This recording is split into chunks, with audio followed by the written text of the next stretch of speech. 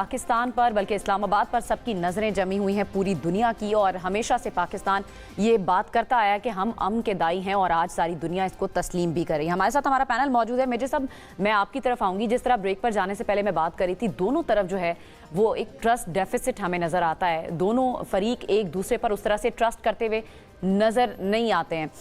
तो जनरल साहब ये बताइएगा, ईरान की तरफ से भी ये स्टेटमेंट आती है, अगर अमेरिका नेक नियति से मुज़ाकरात चाहता है तो ठीक है, हम तैयार करते हैं, अगर ईरान के हुकूक उसको देता है तो हम इसके लिए तैयार हैं। इसी तरह की स्टेटमेंट जब जेडी वेंस इस्लामाबाद के लिए रवाना हो रहे थे, उन्होंने भी कहा कि हम मुस्बत मुज़ाकरात के लिए पुरुम्मीद हैं। लेकिन उसके बावजूद भी ये जो ट्रस्ट डेफिसिट है, इसको फिल करना या इसको ख़त्म करना कितना ज़रूरी है, और ये हो किस तरह से सकेगा?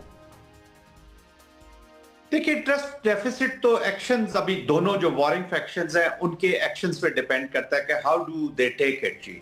और उनके अगर तो सिनेरियोज हो सकते हैं डिफरेंट। अमेरिका की अगर मैं बात करूं तो सबसे पहले मैं समझता हूं कि अगर उन्होंने डिसाइड कर लिया हुआ है कि हमने जो ये स्ट्रेटेजिक बर्डन है इजराइल का, इससे अभी जान छुड़वानी है और दिस इज नॉट डिलीवरिंग, तो फिर तो हम पीस की तरफ जा सकते हैं, नंबर वन। क्योंकि ये प्रेसिडेंट ट्रंप ही थे जो 2018 में JCPOA से निकाल के लाए थे, उस मुआहदे से बाहर आ गए थे।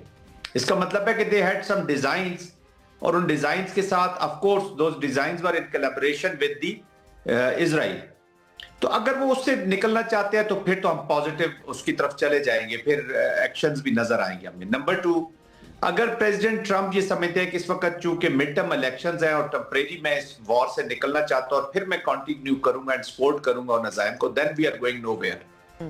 ये दूसरा सिनारियो हो सकता है। और तीसरा सिनारियो ये हो सकता है कि हो सकता है वो इस रीजन के साथ एक नई रिलेशनशिप एस्टेब्लिश करना चाहते हैं, एक नई अप्रोच के साथ आना चाहते हैं। बट एक चीज तो फॉर श्योर है कि मिलिट्री इंस्ट्रूमेंट ने ना ईरान को और ना ही अमेरिका को अपने ऑब्जेक्टिव्स अचीव करने दिए, वरना वो इतनी जल्दी नेगोशिएशंस में नहीं आते। पब्लिक कंजम्पशन के लिए बहुत डिप्लोमेसी होती रहती है। There are many things which are happening behind the scene ji. अब वो डिपेंड करता है कि वो कहां पे है। वो मुझे पॉजिटिव इसलिए लगती हैं चीजें कि देखिए ना, बहुत र्यूमर्स थे इरानियंस नहीं आ रहे, बहुत र्यूमर्स थे शायद जेडी वेंस आए ना आए। फिर जेडी वेंस का इन मुज़ाकरात में आना, क्योंकि वेटकॉफ और कुशनर जो थे वो तो पहले ऑलरेडी इन दैट दोज मुज़ाकरात में बैठे थे जिन पे ट्रस्ट डेफिसिट है। ईरानियंस के इन मुज़ाकरात में आ जाना, इसका मतलब है कि पाकिस्तान जो उनको एवेन्यूज मुहैया कर रहा है, माहौल बना रहा है, कुशनिंग कर रहा है मुज़ाकरात की, और वो उसको अडॉप्ट करते जा रहे हैं। And there must be something, मुझे लगता है, और कुछ इंफॉर्मेशंस भी हैं कि काफी बैकग्राउंड में चीजें हो चुकी हैं। अच्छा। अब इनडायरेक्ट टॉक्स होती हैं, डायरेक्ट होती हैं, डायरेक्ट हो भी जाती है तो it will facilitate. But again आपके सवाल पे का अगर मैं शॉर्ट जवाब दूं तो वो अभी एक्शंस ही साबित करेंगे, वरना टिपिंग पॉइंट तो दोनों का आ चुका है। Hopefully things will be positive. और कैरेक्टर्स तो अब यही हैं, यही मुमालिक हैं, यही प्रेसिडेंट्स हैं, यही लोग हैं। सियासत इन्होंने ही करनी है जब तक ये बैठे हुए हैं सीट्स के ऊपर। आपने बिजनेस ऑफ द डे इन्हीं के साथ चलाना है जी। तो ये अजम्पशंस के ऊपर हम या पास्ट के बैगेज में रह कर हम आगे नहीं जा सकते। प्रॉब्ली दोनों खुले ज़हन के साथ आए हैं, लेकिन मैक्सिमलिस्ट पोजीशन है। देखते हैं मिड कोर्स क्या जाता है, और पाकिस्तान में ऑफर सम मीडिएटरी। पाकिस्तान के लिए इम्पोर्टेंट चीज़ ये है ना, पाकिस्तान के लिए इम्पॉर्टेंट चीज़ ये है मेजर साहब कि पाकिस्तान का जो इमेज है वो कितना बेहतर हो रहा है और दुनिया की नज़रों से हमें देख रही है। हमें इस वक्त ज्वाइन कर लिया हुसैन सरवर्दी साहब ने भी, माहिर बैनुल अक़वामी उमूर हैं। हुसैन साहब बहुत शुक्रिया, आपको भी वेलकम करेंगे। जिस तरह अभी वर्ल्ड पॉलिटिक्स की बात हो रही है और दुनिया पाकिस्तान को किस नज़र से देख रही है, इस पर बात हो रही है। अगर सारी दुनिया के जो मीडिया चैनल्स हैं, अखबारात हैं, उनकी हेडलाइन उठाकर देख लें या अभी जो कवरेज है, सारे पाकिस्तान की बात करें और इस बार पाकिस्तान के बारे में अच्छी बातें हो रही हैं। पाकिस्तान को जो इमेज दुनिया भर में पहले बिल्ड हुआ था उसको चेंज किया जा रहा है, और उसको चेंज करने की पाकिस्तान कोशिश जो कर रहा था बड़े अरसे से, पाकिस्तान उसको अचीव करने लगा। कैसे देख रहे हैं दुनिया जिस नजर से अब पाकिस्तान को देख रही है?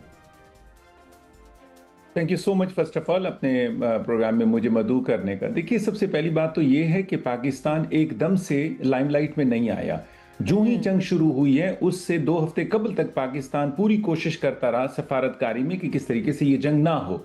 फिर उसके बाद जब जंग शुरू हो गई तो फिर उसके बाद भी पाकिस्तान का काफ़ी ज़्यादा ताल्लुक रहा तमाम फरीकैन से। आप अरब ममालिक 7 मुल्क हैं जिनमें के अमरीकी तनसीबात थी जिनको कि ईरान ने टारगेट किया, आप ईरान का देख लीजिए, अमेरिका को देख लीजिए, हर तरह से पाकिस्तान सिफारतकारी में पेश रहा और उसकी पूरी कोशिश थी कि इस जंग को अब चूंकि शुरू हो गई है तो इसको फैलाव जो है उससे रोका जाए। उसकी इंटेंसिटी की तरफ भी था कि ज्यादा इंटेंस सिचुएशन न जाए। इस लिहाज से पाकिस्तान तो from the day one limelight में रहा और यही वजह है कि जो ही पाकिस्तान ने यह ऑफर की कि जनाब इसको जंग को खत्म किया जाए, सालसी के तौर पर मेरे मुल्क में आइए, इस्लामाबाद में आइए, दोनों के दोनों फरीकैन जो है तैयार हो जाते हैं। एक तो ये बात, फिर आप ये देखिए ना कि दोनों फरीकैन तैयार हो जाते हैं, किस लेवल का डेलीगेशन भेजा है। ऐसा हो सकता था कि भी कोई भी मामूली सा मिनिस्टर जो है दोनों तरफ से मुख्तस करके भेज दिया जाता और वो ये क्लियर कट बताता कि जी हम खाली जगह पुर करने के लिए आए हैं, हम कोई सीरियस नहीं है इसमें। लेकिन संजीदगी नजर आ रही है।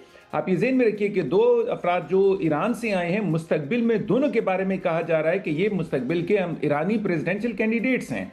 आप देखिए अमेरिका से जो आए हैं उसमें सब ये बात कर रहे हैं कि जेडी वेंस चूंकि वाइस प्रेसिडेंट भी हैं और प्रेसिडेंट ट्रंप का जो है ये लास्ट टर्म है, तो लाजमत है मुस्तकबिल में, लाजमत नहीं मतलब ऐसा होता है अमेरिका की पूरी सियासत में ऐसा रहा है कि वाइस प्रेसिडेंट फिर प्रेसिडेंशियल इलेक्शन के तौर पर जो है कि वो प्रेसिडेंशियल कैंडिडेट के तौर पर सामने। इसका मतलब ये कि दोनों बहुत सीरियस इसको ले रहे हैं और दोनों चाहते हैं कि किस तरीके से मसले का हल निकालें। तो इसको कौन कर पाया है? पाकिस्तान। एक चीज जो बड़ी इंपॉर्टेंट है वो ये कि पाकिस्तान सालिसी किरदार अदा कर रहा है, पाकिस्तान इसको फैसिलिटेट कर रहा है, पाकिस्तान गुड ऑफिसेस प्रोवाइड कर रहा है। जो एक चीज नहीं नजर आ रही है वो है गारंटर। आप ये ध्यान में रखिएगा कि इस वक्त हम बहुत ज्यादा उम्मीदें बांध के बैठ गए हैं आज के जो मुज़ाकराती अमल है। सोचा जाए कि ब्रेकिंग द आइस भी हो जाती है दोनों के दरमियान, तो ये भी बहुत बड़ी अचीवमेंट है। उसकी वजह क्या है?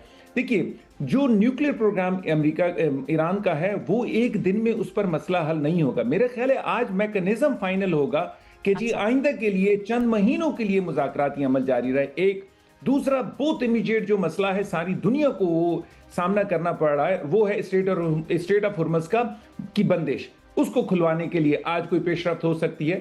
जो आर्जी जंगबंदी हुई है उसको किसी तरीके से दायमी जंगबंदी में बदल देना और या ये कहना कि आइंदा के लिए मुज़ाकराती अमल को मजीद लंबा कर दिया जाए। अमेरिका की भी डिमांड्स हैं, ईरान की भी डिमांड्स हैं, तो इन डिमांड्स को जो है एक ही दिन में पूरा नहीं किया। मेरा ये ख्याल है कि एक भी कदम अगर मुस्बत उठाया जाता है, एक भी कदम आगे बढ़ा जाता है और मुस्बत कदम ही उठाया जाता है तो ये भी पाकिस्तान की और दुनिया की इसमें कामयाबी ही होगी और ऑप्टिमिस्टिक अप्रोच के साथ ही आगे बढ़ा जाए। मैं इस पर मजीद भी बात करूंगी।